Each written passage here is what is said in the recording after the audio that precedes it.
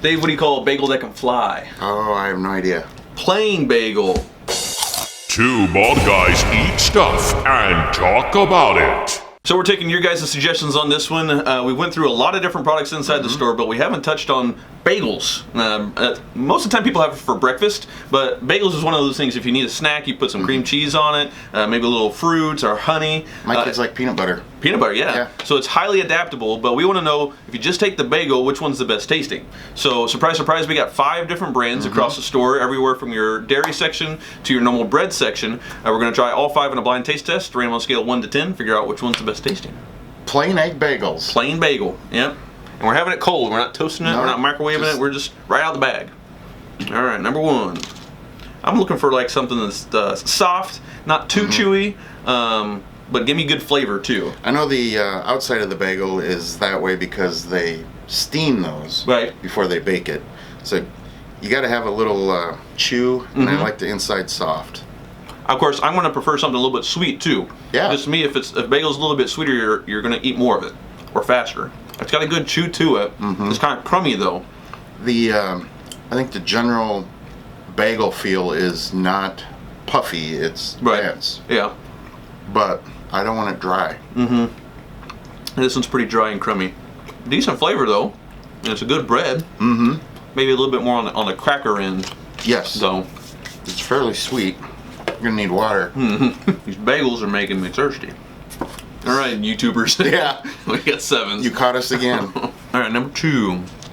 Ooh, soft. Yeah. I like this one. That's pillowy. This one, as far as size, is bigger too. I like the texture of it too. Not quite as thick. It's like a thinner homemade bread crust on this part. Really good flavor too. Man. Good mouthfeel. When Dave and I did the taste test on hot dog buns, I recollected something like this. It has that distinct sweetness. Man. Yeah, you don't even really need to put anything on this one. The outside is not crispy. It's reminiscent of that hot dog bun or hamburger bun. Wow.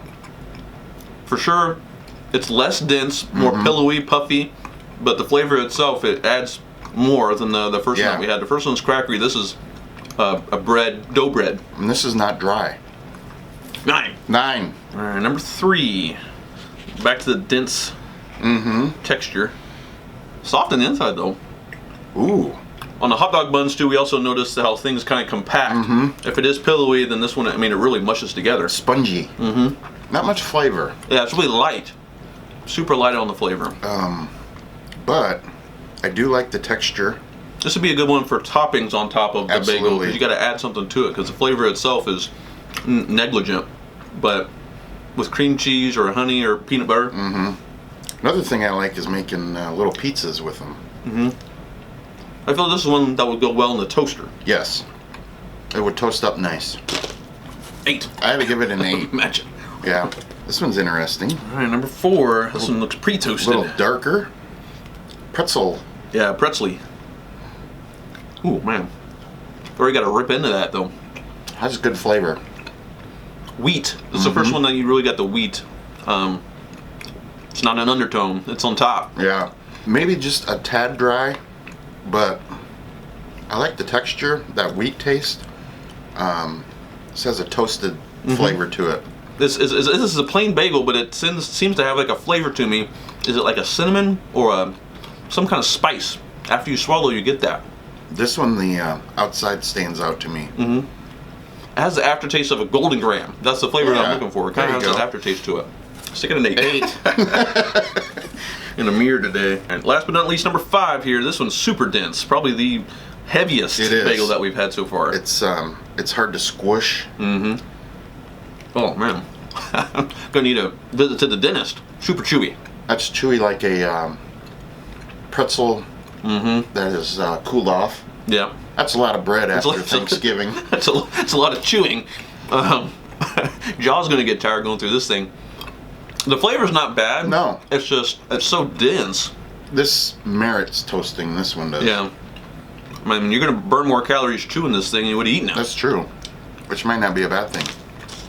Put celery on it and you'd have a very chewy meal. Flavor's okay, it's just, man. taking it down to a 6. I went to a 7. After trying all 5, we have our clear-cut winner, hands down. It was Aunt Millie's. Right off the bat. Yeah, you could tell it's fluffy, it had great flavor, it was sweet, all those different things that Dave and I like. We gave it 9 out of 10, both of us. We also commented on how large the bagel was. It's a fat bagel.